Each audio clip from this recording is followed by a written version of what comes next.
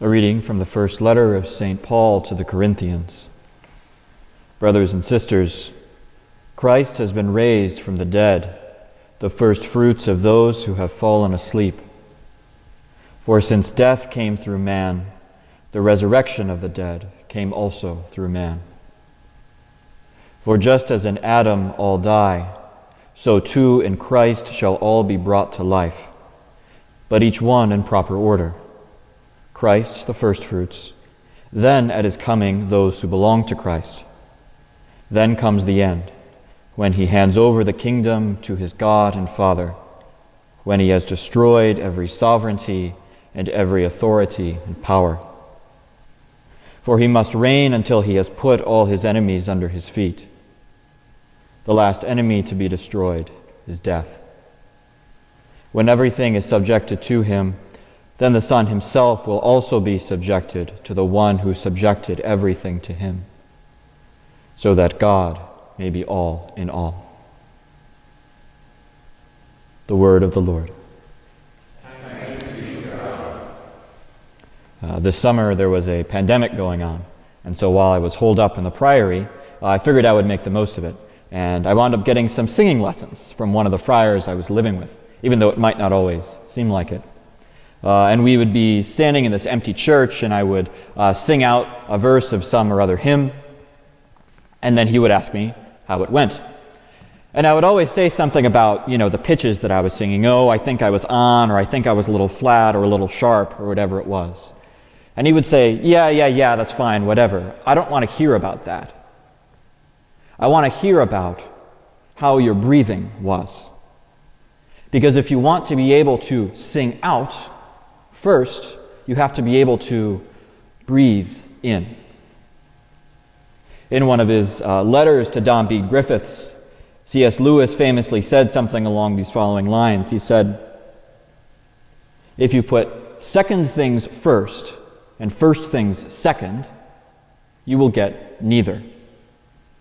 But if you put first things first and second things second, you will get both." A few weeks ago, we had an election. And during these times, we have a lot of arguments about what I call isms, right? Ideologies. We talk about capitalism and socialism. We talk about conservatism and liberalism. And on a feast like Christ the King, there's always this temptation to make it about the triumph of one of these isms over another one of these isms, so that we can create a more just society. And we should want a more just society. We should want to create something beautiful, to sing out justice into the world. But that misses the point. In our reading from St. Paul today, he tells us what the first things are and what the second things are. He says, first, Christ rose from the dead, and we then are drawn into that resurrection at his coming. And then only comes the end, the destruction of the unjust powers and authorities. So if we want Christ to be acknowledged as King of the universe, first we have to look within. We have to ask the question, is he king here at 3407 Lafayette Avenue? Yes, of course, Christ is King of the universe. He's King here in this building. And we acknowledge that. We say it out loud. But do we act like it? This feast of Christ the King comes at a very special time in the church year, when we're at the end of ordinary time and the beginning of Advent. And it's one of these times when time sort of gets stretched out. And the historical scholars will tell you that through a combination of historical accident and God's planning, different layers of time get layered on top of one another. That on the one hand, we look forward to the second coming of Christ at the end of time. At the same time, we look back to the first coming of Christ in the Holy Land. Because to learn what it means for Christ to be king, to learn how we're supposed to get ready for Christ being king at the end of time, we have to look back to that coming, the first coming 2,000 years ago. You know, it's funny. Jesus had a mission. He was going to turn the world upside down.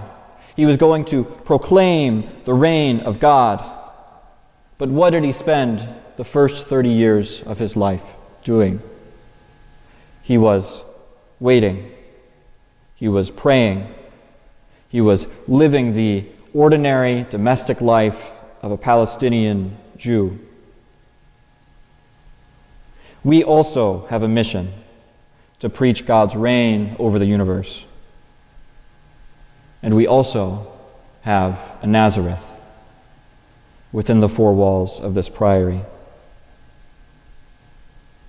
It is a place for praying and studying the Scriptures, a place for us to live in harmony with one another, with grace and patience, even when it's difficult, a place for us to learn to deny ourselves so that we may decrease and He may increase,